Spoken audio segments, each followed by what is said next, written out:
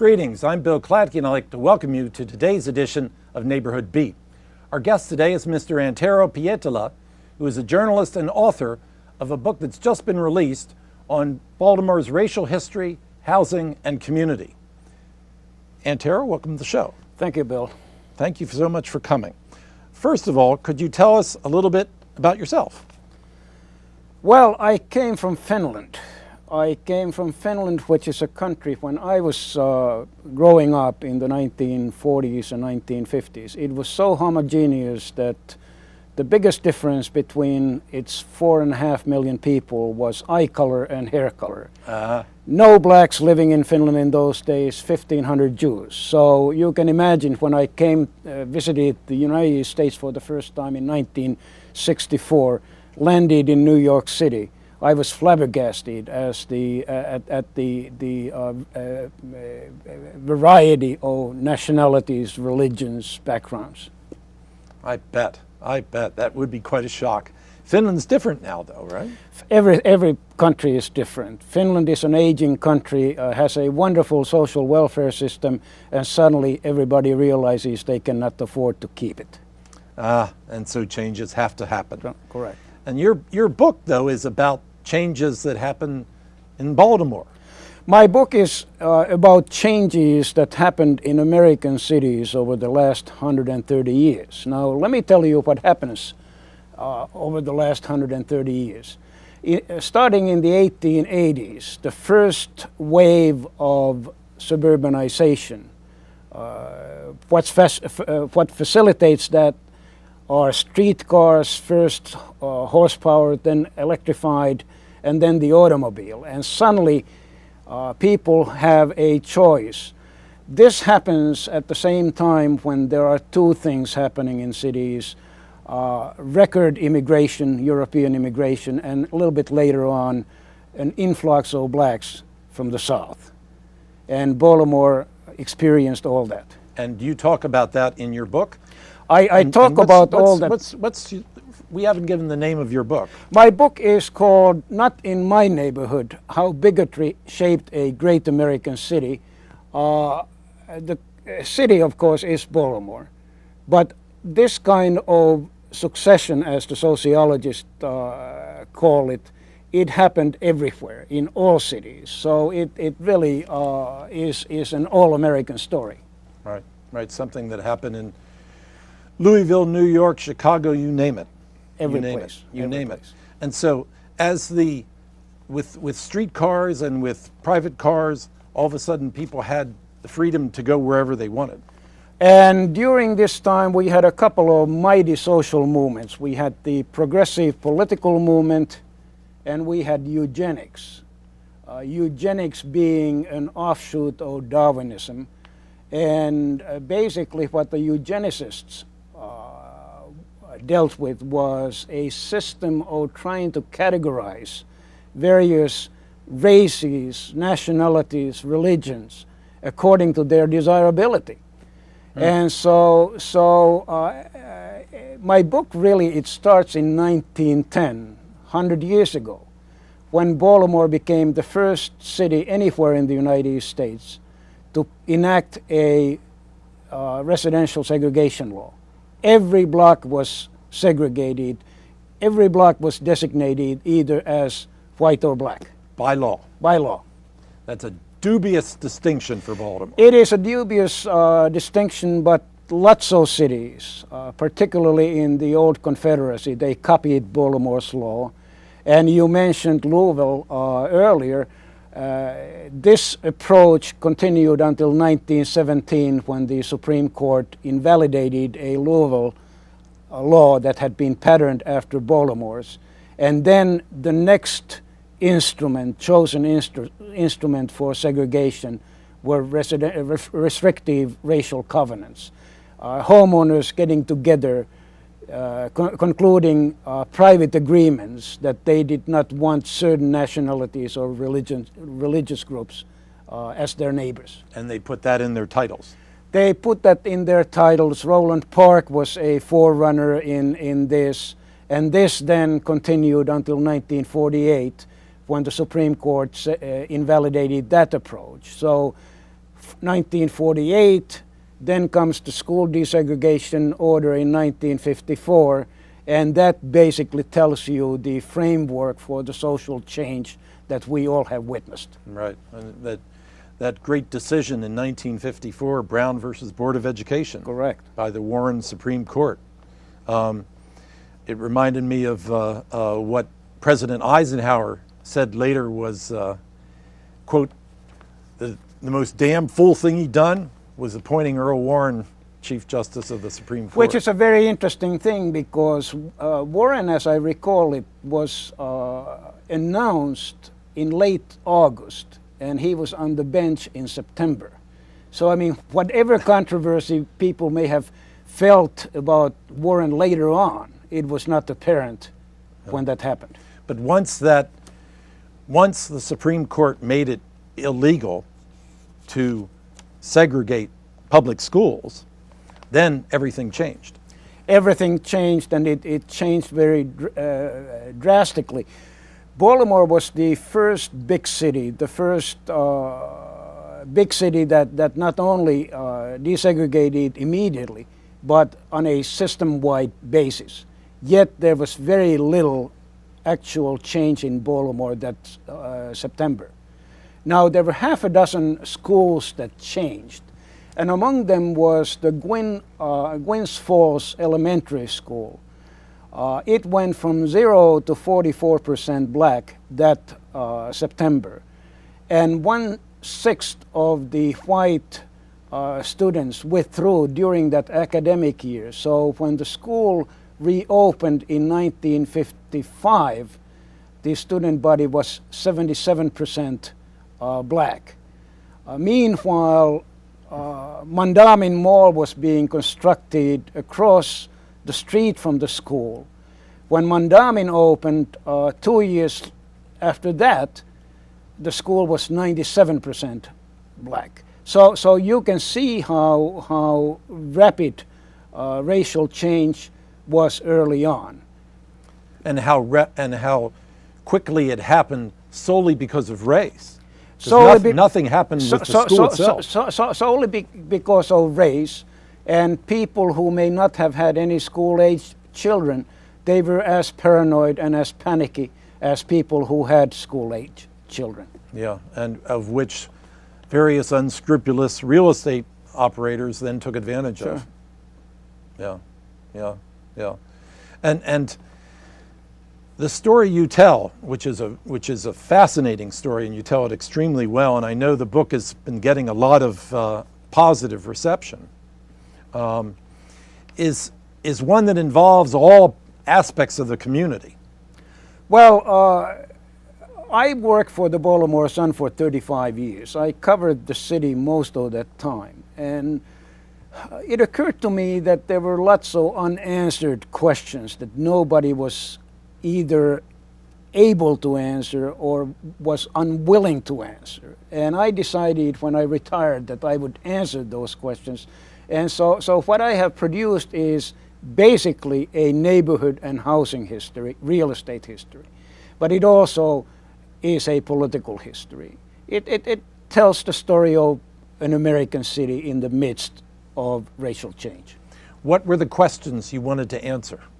Well, for instance, why was it that in Baltimore the early pattern that was established seemed to suggest the following change in neighborhoods? From non-Jewish to African American. We can see this in 1910. This is what happened on McCullough Street, which was the trigger that caused the city council's segregation law. This was what happened in Ashburton. This was what happened along Liberty Road. And so what is the answer? The answer was that Baltimoreans, non-Jewish Baltimoreans, were so uneasy about Jewish people moving in that they started evacuating when that happened. And after neighborhoods became Jewish, if there was any kind of weakness in that real estate market, then those neighborhoods became targeted by blockbusters who basically wanted to buy cheap and flip the houses to blacks. And therefore exacerbating or quickening the white flight. Correct. The remaining whites that had stayed, Right. even with the Jewish influx. And Now, what contributed to this was financing. Basically, financing is the key in racial change and in stable neighborhoods. There was a PhD who came to work at the Social Security Administration in 1956, John Michener. He wanted to buy a house in a changing neighborhood, Windsor Hills. He says he went to 20 banks. Nobody wanted to lend to him because that neighborhood was seen to be going black. And he finally, as a personal favor from James W. Rouse, the developer, Rouse gave him a mortgage. But this is still a problem.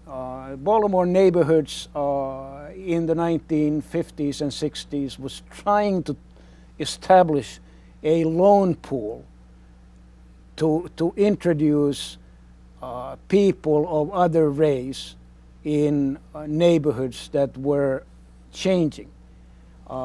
They were unable to get that type of money. A Philadelphia real estate broker established a nationwide fund in the 1960s.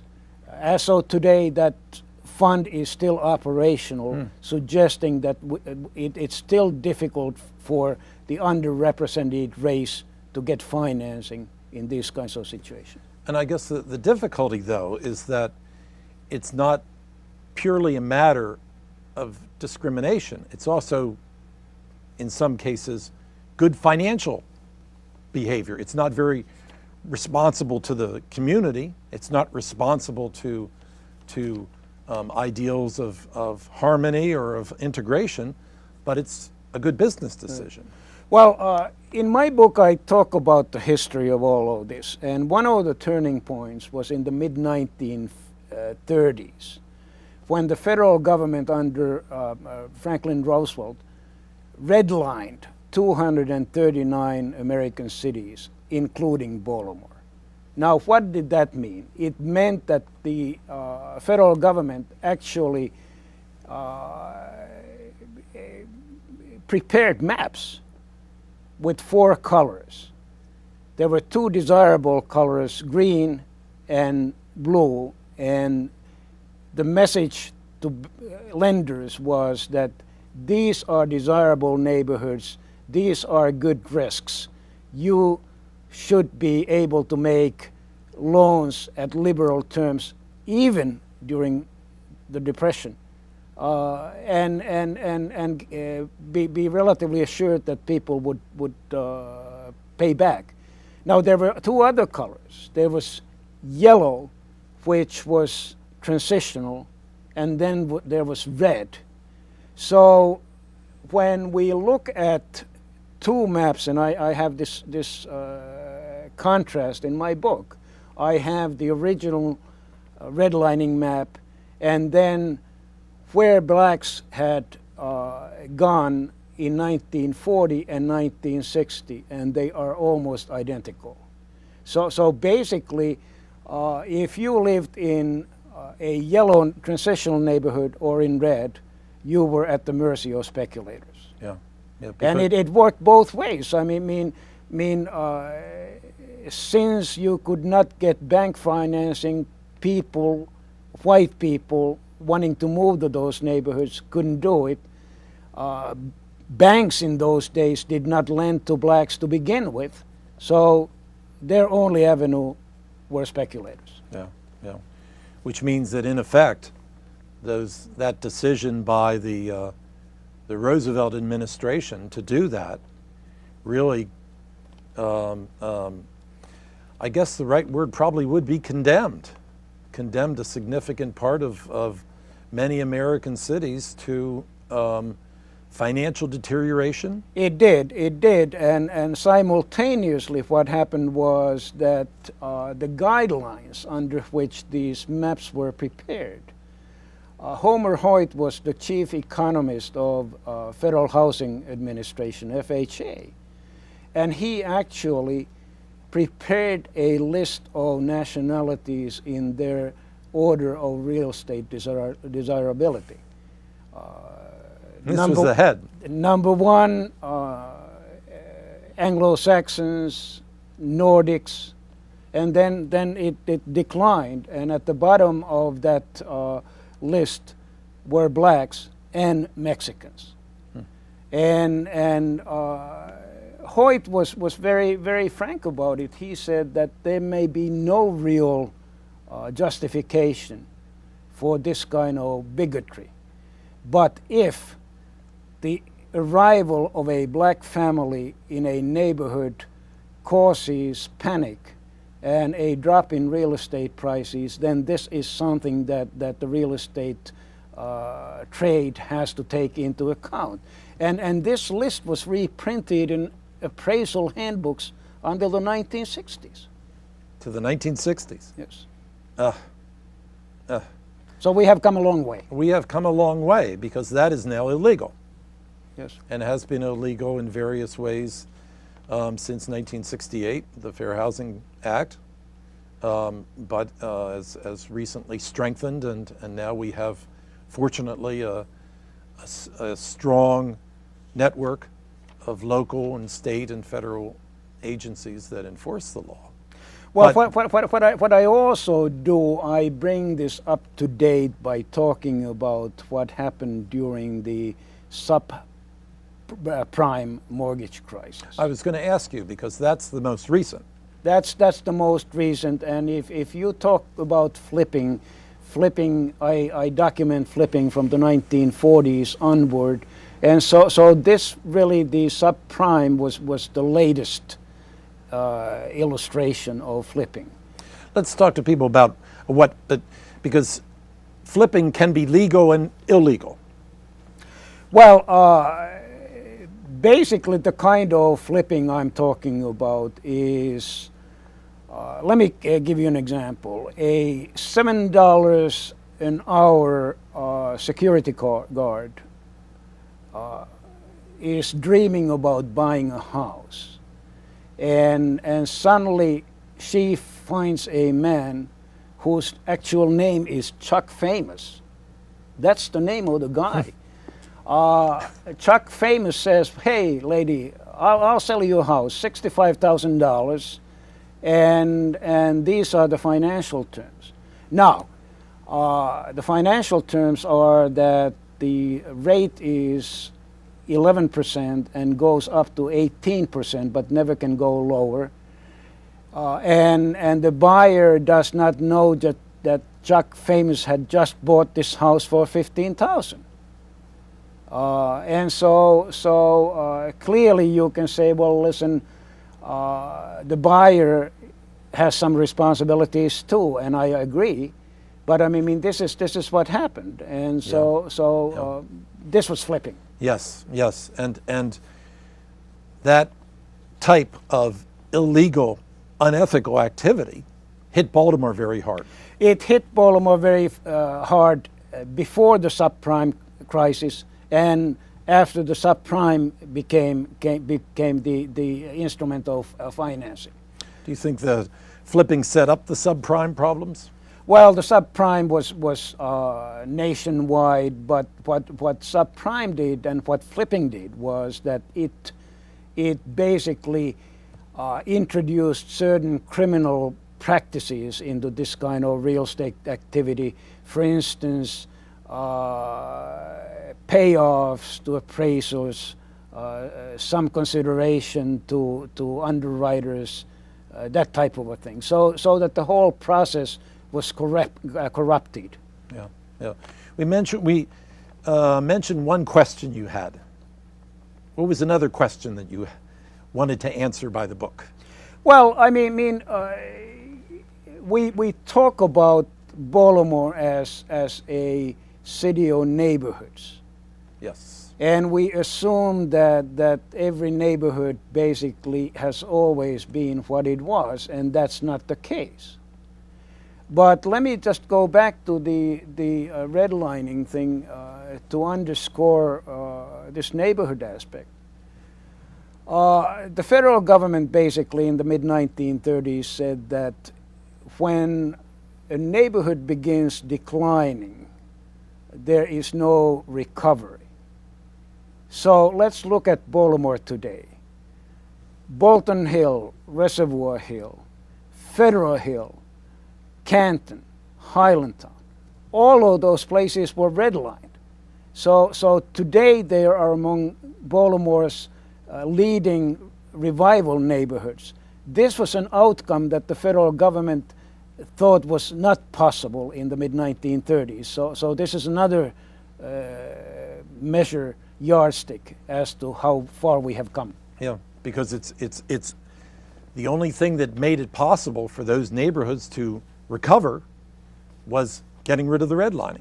So that, getting investment money so right. that people could get some money. Right. Yeah. And that same process, unfortunately, has gone on in all these other cities across the country. It has. Now, what subprime did is kind of interesting. Many scholars feel that subprime increased segregation, and it may have, but it also had two other consequences. Number one, it became the ticket for lots of blacks to buy in the suburbs. Suddenly there was money available, even though the terms may have been predatory, but there was money available. And you see it particularly in Oakland, California, where a majority black city has become a city where blacks now are 1/3 of the population. Meanwhile, the surrounding counties have all increased their black population tremendously. The other thing, the flip side of this, was that Harlem. My book begins in Harlem because that was my first the first neighborhood that I encountered in the United States. That's where you got off the boat. That's why I got, well, it wasn't really, but there had been a small Finnish community of couple of thousand in Harlem until the 1950s. So in 1964, when I visited New York for the first time, I went to see what had happened. There were very few relics. But in any case, whites would not touch Harlem for many decades. And then suddenly the real estate market of Manhattan became so expensive that people began looking at cheaper alternatives. And subprime became the vehicle, risk-taking. Banks were taking risks. They were willing to take risks. So if you wanted to buy a condo or a house in Harlem, suddenly financing was available. And you can do it. You could do it. Yeah. And so the consequence is that there are now many areas of Harlem that are becoming majority white again. And I guess the nearness of the universities and absolutely, et cetera, I mean et cetera. the whole Columbia situation is a very controversial situation. And the black community moves somewhere else. The black community moves to the suburbs. Yeah, which is of course compromised by subprime defaulting, which is what we're in now. Which is what we're in now, and I guess to a certain extent that's what we're in Baltimore too. Yep. In the Baltimore County and the Howard County and Anne Arundel and Hartford and the rest that we've been hearing about. Did anything in your book, in the research that you did as part of this book, and I know you've been doing research in this for at least 35 years, point you to the future? Trends that you see that are rolling towards... The future is unpredictable, of course. But at the same time, we know what the future looks like. It looks like Barack Obama. Meaning that if you look at the generation now growing up, the millennial generation, it is totally different from any previous generation. It is far more minority, however minority is defined. The current generation is 25% minority, including Latinos. The millennial generation is 45%. Now, combine that with the revolutionary changes that are happening in the behavior of the millennial generation, instant communication, viewing community not as a place, but as a shared interest. Yeah, and you can see that this is going to be a very different country. Yeah, yeah. And it means that some of the bigotry, some of the important factors that have made Baltimore change the way it has will not make a change in the future, such as bigotry? Well, bigotry is going to continue, but what is remarkable is that the kind of infrastructure of scientific racism that eugenics provided, and which I discuss in the book, that's gone. There are people who are bigoted, there are people who are racists, but they really don't have any common base at this point. Now, could such a base develop again? Perhaps. But at the same time, bigotry today, most people know is illegal.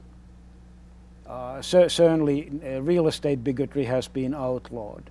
Yes. And so things have changed. We'll hope it continues into the future. And one can buy your book where? Amazon? Well, Amazon, Barnes Noble. I have a web page if you want to see about the book, see a couple of maps, see a bio. My bio, it's www.anteropietila.com. Great. Wonderful. Thank you so much. Thank you so much. Unfortunately, we're about out of time. Folks can go and buy your book, Not in My Neighborhood. And they should do it because it's a great book. It's a great book, Antero. Thank you for being our guest. Thank you, Bill. For Neighborhood Beat, unfortunately, that's all we have time for today. I want to thank our guest, Mr. Antero Pietila, who is author of Not in My Neighborhood, a fascinating book that we all should read, for being our guest today. And I want to thank you for tuning in. Let's try to be a good neighbor out there in all of our neighborhoods, and we'll see you next time.